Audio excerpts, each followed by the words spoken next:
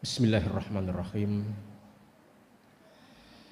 Assalamualaikum warahmatullahi wabarakatuh. Innal hamdalillah nahmaduhu wa nasta'inuhu wa nastaghfiruh wa na'udzu billahi min syururi anfusina wa min sayyiati a'malina faman yahdihillahu fala mudhillalah wa man yudlil fala hadiyalah. Asyhadu an la ilaha illallah wahdahu la syarikalah wa asyhadu anna Muhammadan abduhu wa rasuluhu la nabiyya wa la rasula ba'dah. Allahumma salli wa sallim ala nabiyyina al-mustafa sayyidul mursalin Muhammad sallallahu alaihi wasallam wa ba'd. Hadirin jamaah Qiyamu Ramadan yang berbahagia, mari senantiasa kita mensyukuri nikmat Allah, nikmat yang sungguh besar. Sampai detik ini kita masih diberi kesempatan, diberi peluang oleh Allah untuk menggapai ridhonya, untuk tetap beribadah kepada Allah Subhanahu wa Ta'ala. Kesempatan kita untuk melaksanakan ibadah, untuk berbuat baik, ini adalah sebuah peluang yang besar yang harus kita maksimalkan. Sehingga ketika kita memandang sebuah kesempatan itu sebagai peluang, maka kita akan selalu termotivasi, terdorong untuk menjadikan sebuah peluang ini adalah hasil yang sebaik-baiknya, sehingga kita termotivasi untuk memperbaiki setiap peluang yang ada ini.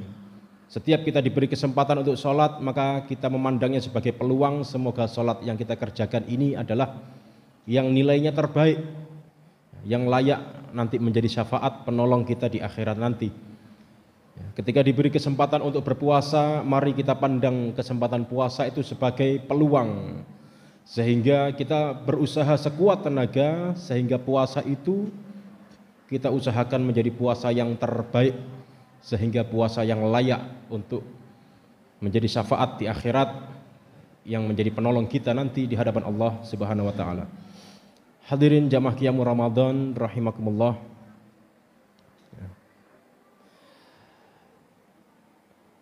Alhamdulillah, pada kesempatan ini kita sudah melaksanakan ibadah Ramadan, baik itu siam ataupun qiyam, sudah sedemikian rupa, sudah beberapa hari. Ini adalah sesuatu kesyukuran yang sangat besar. Semoga amalan yang sudah kita lakukan ini yang terbaik, yang bisa mendatangkan ridhonya Allah Subhanahu wa Ta'ala. Dan tentunya para hadirin pasti sangat faham bahwasanya tujuan orang diperintahkan puasa itu adalah memang ujung ayat perintahnya, yaitu supaya mencapai derajat takwa gitu. La'allakum tattaqun. Pasti sudah sangat hafal, sangat familiar dengan perintah puasa. Nah, insya Allah tarawih yang sekian kali ini mungkin sudah berkali-kali orang menyinggung, membicarakan tentang perintah ini. Ya memang momennya kita sedang dalam melaksanakan ibadah puasa ini. Tapi yang perlu kita ketahui, untuk meraih sebuah derajat takwa itu ternyata salah satu caranya adalah melalui jalur menahan lapar. Jalur untuk mencapai takwa itu salah satunya dengan berpuasa. Kadang kita mungkin terfikir, mengapa harus puasa gitu? Kok tidak ada jalur yang lain? Mengapa harus sengsara menahan lapar dahaga? Padahal Rasulullah Shallallahu Alaihi Wasallam dalam salah satu riwayat itu kan menyatakan bahwasanya at-taqwa hahuna, sambil menunjuk kepada dadanya 3 kali. At-taqwa hahuna, takwa itu di sini. Takwa di sini. Maka ini adalah simbol qalb, simbol hati. Kan kita sepakat kalau namanya secara simbolik hati itu kita menunjuk ke dada. Karena memang faktanya kalau kita sedang sakit hati, rasanya nyeseknya kan di sini. Sakitnya tuh di sini. At-taqwa hahuna. Kalau memang at-taqwa itu hahuna, takwa itu di sini. Tapi untuk meraih takwa itu kenapa yang ditahan harus ini? Harus perut. dan bawah perut ya. Yang harus ditahan itu kan perut dan ya bawahnya sedikit. Nah, itu kan apa nggak ada kita pernah terpikir mengapa gitu. Padahal takwa itu adalah di hati tapi di sini. Maka para hadirin jamaah Qiyamul Ramadan rahimakumullah. Ya, kalau memang puasa itu supaya menjadikan hamba itu bertakwa, maka mengapa harus menahan lapar, merasakan penderitaan, haus, lapar, dahaga supaya untuk bertakwa? Apakah nggak ada jalannya lebih slow atau lebih easy, lebih gampang yang lain? Maka di sini kita perlu ya memahami lebih mendalam lagi. Kita perlu merenung.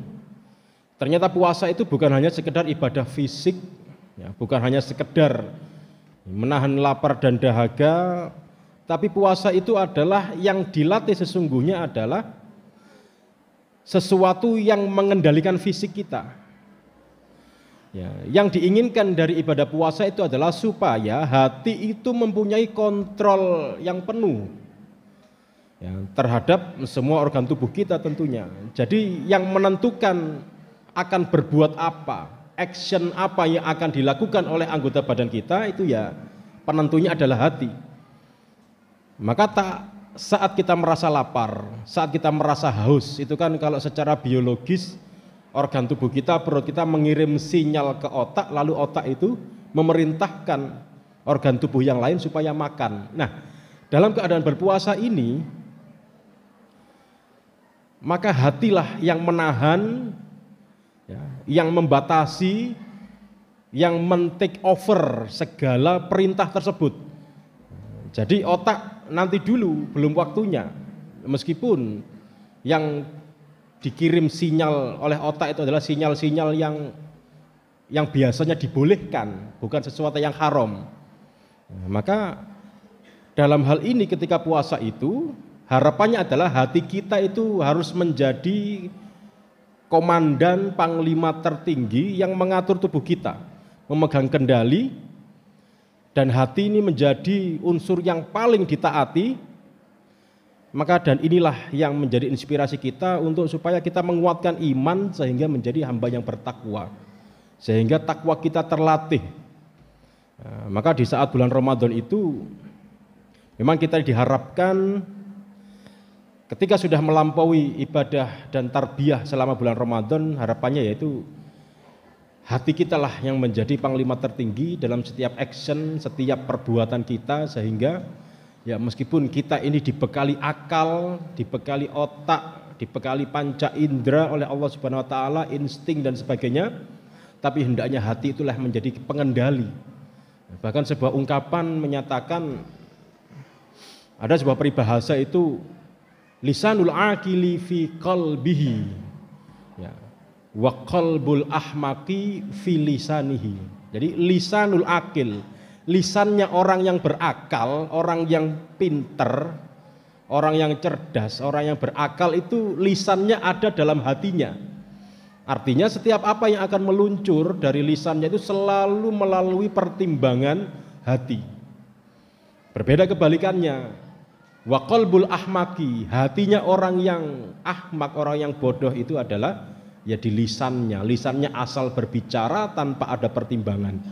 Maka inilah momen Ramadan tentunya menjadi bulan yang melatih kita untuk tidak selamanya ya nafsu, keinginan atau sesuatu yang akli, yang dikendalikan oleh akal dan otak kita itu harus diperturutkan, tapi kita lebih berhati-hati sehingga pengendalinya adalah hati.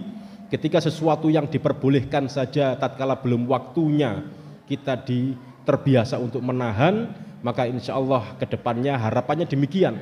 Dengan hal-hal yang mubah, yang halal saja kita bisa berhati-hati, maka harapannya apalagi dengan yang haram kita akan senantiasa menjauhi. Dan juga momen Ramadan sangat berharga untuk menjadi titik balik kita untuk menjadi hamba Allah yang lebih baik dan jauh selalu berusaha menjadi yang meningkat, yang lebih baik dan lebih baik lagi, dan jangan pernah ragu untuk memulai. Kadang seseorang itu merasa dirinya terlalu banyak dosa lalu sehingga dia membatasi dirinya untuk bertaubat. Nah, ini kadang menjadi sebuah penyakit. Ketika diajak untuk melakukan kebaikan, ketika diajak untuk melakukan pertaubatan, kadang ragu. Aku durung siap, Mas. Nanti nek aku kadung tobat saiki moro mene maksiat maneh lak dosaku luwih gede. Nah, itu kadang suatu yang syaitoniah, bisikan setan. Maka itu berbahaya. Jangan pernah memandang seperti itu. Ya memang meskipun kita ini merasa terlalu banyak dosa, ya bagus merasa. Ya dimulai saja pertaubatan itu, sehingga jangan memikirkan nanti kalau aku biasanya sudah terbiasa berbohong, nanti kalau bohong lagi bagaimana? Bukan itu.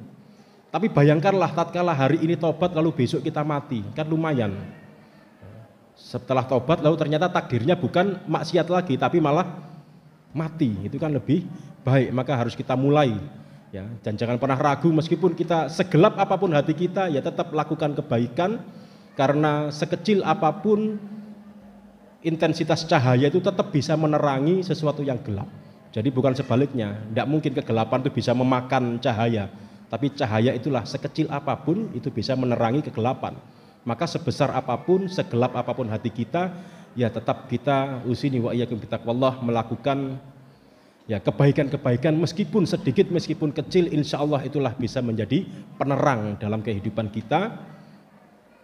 Dan juga tentunya kita berhati-hati, ya, melatih hati kita supaya tidak mudah menerima bisikan-bisikan dari setan. Memang rasa was-was, ya, bisikan-bisikan dari dalam jiwa kita itu sangat berbahaya. Itulah mengapa kalau kita meneliti kembali di penghujung Al-Quran itu kan ada surah Al-Falaq dan juga surah An-Nas. Nah, kalau Qul a'udzu birabbil falaq itu kan meminta perlindungan, yaitu min syarri ma khalaq wa min syarri hasidin idza hasad, meminta perlindungan dari unsur-unsur eksternal, dari sihir, ya kan, dari hal-hal dari luar manusia. Qul a'udzu birabbil falaq. Tetapi ketika surah An-Nas, Qul a'udzu birabbin nas, malikin nas, ilahin nas, itu sampai 3 kali menyebut asma Allah. Qul a'udzu birabbin nas, rabbun nas, malikin ilahin nas, sampai 3 kali. Malikin nas, ilahin nas. Untuk apa? Untuk meminta perlindungan dari min syarri waswasil khannas, rasa was-was. Justru gangguan dari internal itu lebih berbahaya ternyata, sampai di Quran surah An-Nas itu 3 kali meminta perlindungan kepada Allah dengan menyebut namanya 3 kali untuk berlindung dari unsur gangguan was-was internal diri kita, bisikan-bisikan yang berasal dari dalam diri kita. Tetapi sebaliknya untuk meminta perlindungan dari eksternal kita cukup Qul a'udzu birabbil falaq, memohon perlindungan dari Rabbil Falak. Maka itulah kita berhati-hati dalam bulan Ramadan, kita latih batin kita, hati kita, sehingga tidak mudah, ya, diombang-ambingkan, tidak mudah untuk, ya, dipengaruhi baik itu unsur dari internal kita, rasa was-was kita, bisikan-bisikan setan, dan juga dari faktor eksternal. Makanya dalam meminta perlindungan itu Rasulullah pun manusia yang taat kepada Allah, untuk ketetapan hati, urusan ketetapan hati ini tetap meminta pertolongan kepada Allah Subhanahu wa taala. Allahumma tsabbit qalbi ala dinik. Itu adalah permintaan yang diajarkan dan dilaksanakan oleh Nabi, maka kita pun juga sama mengikuti sunnahnya untuk menetapkan hati ini. Tentunya kita juga menyerahkan dan memohon pertolongan dari Allah Subhanahu wa taala. Aqulu qouli hadza astaghfirullah li wa lakum. Semoga apa yang sedikit ini bisa menjadi bahan renungan bagi kita semuanya, dan ibadah Ramadan yang sudah kita lampaui ini adalah ibadah yang kualitasnya terbaik, yang layak untuk kita pertanggungjawabkan di hadapan Allah. Kalaupun besok atau kapan tidak diberi kesempatan lagi, maka ini yang terbaik. Kalaupun diberi kesempatan lagi, semoga Allah kuatkan kita untuk semakin memperbaiki kualitas ibadah kita di hadapan Allah Subhanahu wa taala. Billahi fi sabilil haq. Assalamualaikum warahmatullahi wabarakatuh.